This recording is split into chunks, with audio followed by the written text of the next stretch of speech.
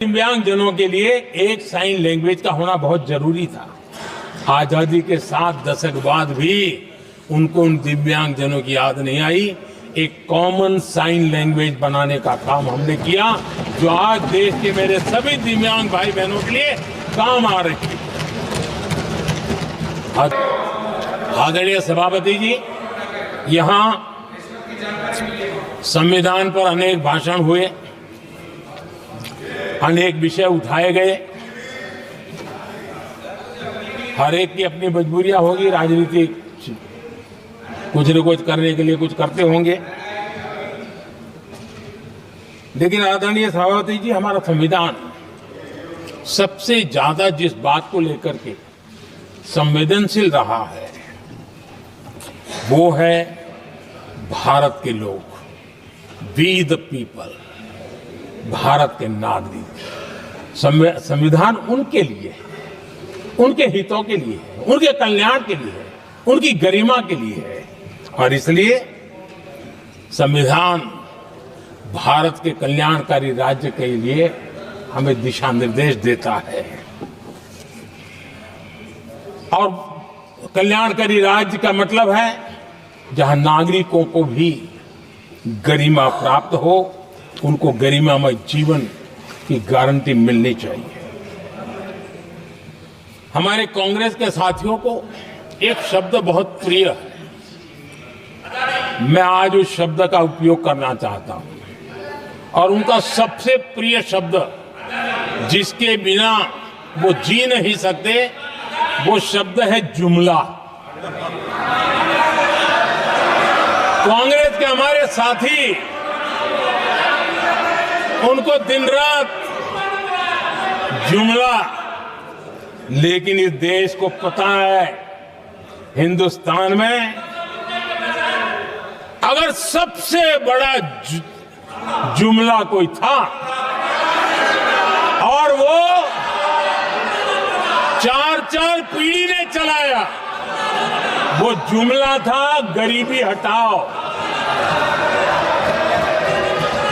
ये ऐसा जुमला था, ये गरीबी हटाओ ऐसा जुमला था, उनकी राजनीति की रोटी तो सिकती थी, लेकिन गरीब का हाल ठीक नहीं होता था।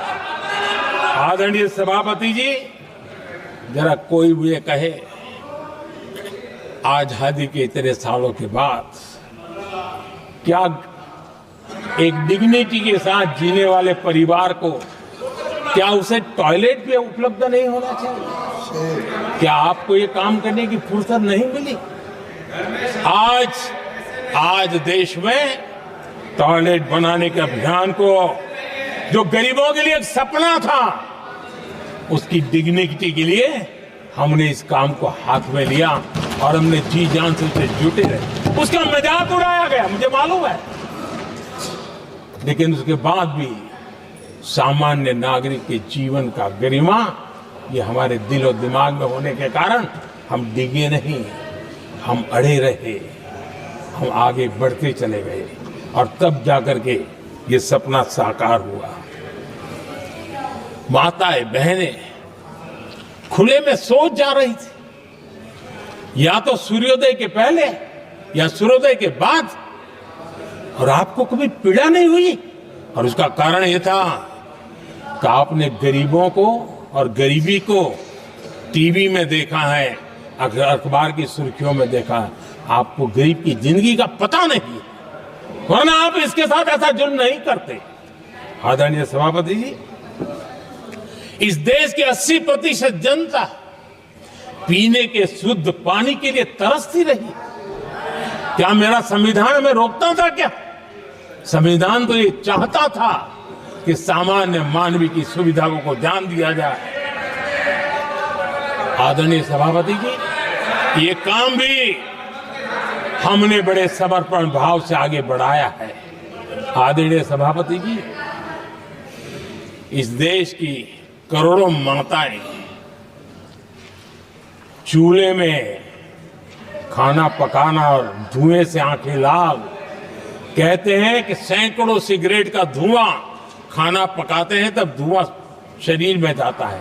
उन माताओं बहनों की आंखें लाल होती थी, इतना नहीं, उनका शरीर स्वास्थ्य खत्म हो जाता था।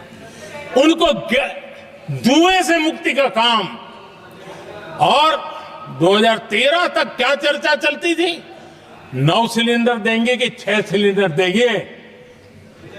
इस देश ने देखते ही देखते हर घर तक गैस का सिलेंडर पहुंचा दिया, क्योंकि हमारे लिए हर नागरिक 70 साल के बाद जो बेसिक सुविधाएं हैं उसकी तरफ, आदरणीय सभापति जी, अगर हमारा गरीब परिवार दिन रात मेहनत करके गरीबी से बाहर निकलने के लिए कोशिश करता है, बच्चों को पढ़ाना चाहता है, लेकिन घर में एक बीमारी आ जाए तो उसका सारा प्लान बेकार हो जाता है, पूरा परिवार की सारी मेहनत पानी में चली जाती है।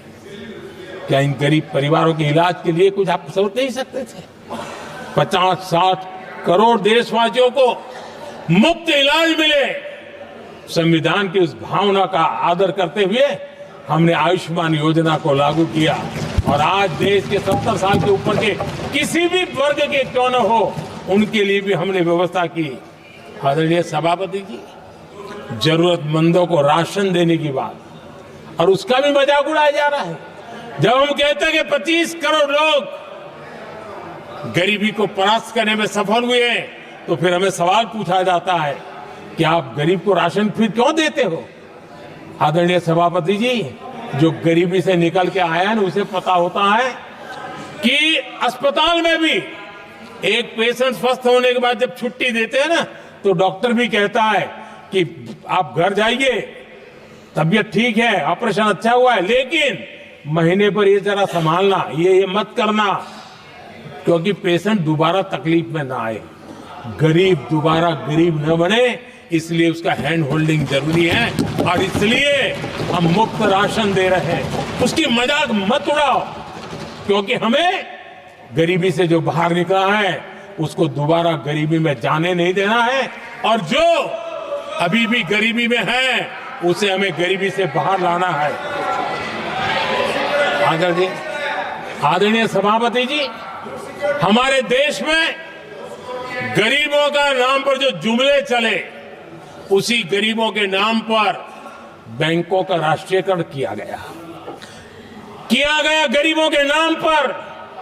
लेकिन 2014 तक इस देश के 50 करोड़ नागरिक ऐसे थे जिन्होंने बैंक का दरवाजा तक नहीं देखा था। आदरणीय सभापति जी, गरीब को बैंक में प्रवेश तक नहीं था, ये पाप आपने किया, और आज 50 करोड़ गरीबों के बैंक खाते खोल करके हमने बैंक के दरवाजे गरीबों के लिए खोल दिए। इतना ही नहीं, ये एक प्रधानमंत्री कहते थे कि दिल्ली से 1 रुपया निकलता है तो 15 पैसा पहुंचता है, लेकिन उपाय उनको आता नहीं था। उपाय हमने दिखाया। आज दिल्ली से 1 रुपया निकलता है, 100 के 100 पैसे गरीब के खाते में जमा होते हैं। क्यों? हमने बैंक का सही इस्तेमाल क्या करना, बैंक का सही उपयोग क्या करना। माननीय सदस्य मोबाइल नहीं देखें। आदरणीय सभापति जी, बिना गारंटी के ऋण देश के अंदर जिन लोगों को बैंक के दरवाजे तक जाने की इजाजत नहीं थी, आज स्थापित सरकार का संविधान के प्रति जो समर्पण है ना, आज बिना गारंटी वो बैंक से लोन ले सकता है। ये ताकत हमने गरीब को दी है। आदरणीय सभापति जी, गरीबी हटाओ का जुमला इसी के कारण जुमला बनकर के रह गया। गरीब को इस मुश्किल से मुक्ति मिले, ये हमारा बहुत बड़ा मिशन है और ये हमारा संकल्प है, और हम इसके लिए दिन रात एक कर रहे हैं। जिनको कोई नहीं पूछता, इनको मोदी पूजता है। आदरणीय सभापति जी, दिव्यांगजन हर दिन संघर्ष करता हमारा दिव्यांगजन अब जाकर के हमारे दिव्यांग को फ्रेंडली इंफ्रास्ट्रक्चर मिले, उसकी व्हीलचेयर आगे तक जाए, ट्रेन के डिब्बे तक जाए। ये व्यवस्था दिव्यांगजन के लिए करने का हमारे दिल में तब आया क्योंकि समाज के दबले कुचले वंचित लोगों की चिंता करना हमारे मन में था, तब हुआ। आदरणीय सभापति जी, आप मुझे बताइए, एक तो भाषा के नाम पर झगड़ा करना तो सिखा दिया आपने, लेकिन मेरे दिव्यांगजनों के साथ कितना अन्याय किया। जो हमारे यहां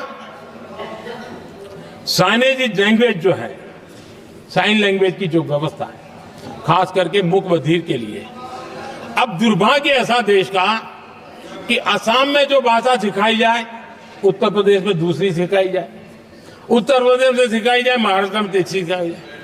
हमारे दिव्यांगजनों के लिए एक साइन लैंग्वेज का होना बहुत जरूरी था। आजादी के 7 दशक बाद भी उनको उन दिव्यांगजनों की याद नहीं आई। एक कॉमन साइन लैंग्वेज बनाने का काम हमने किया, जो आज देश के मेरे सभी दिव्यांग भाई बहनों के लिए काम आ रही है।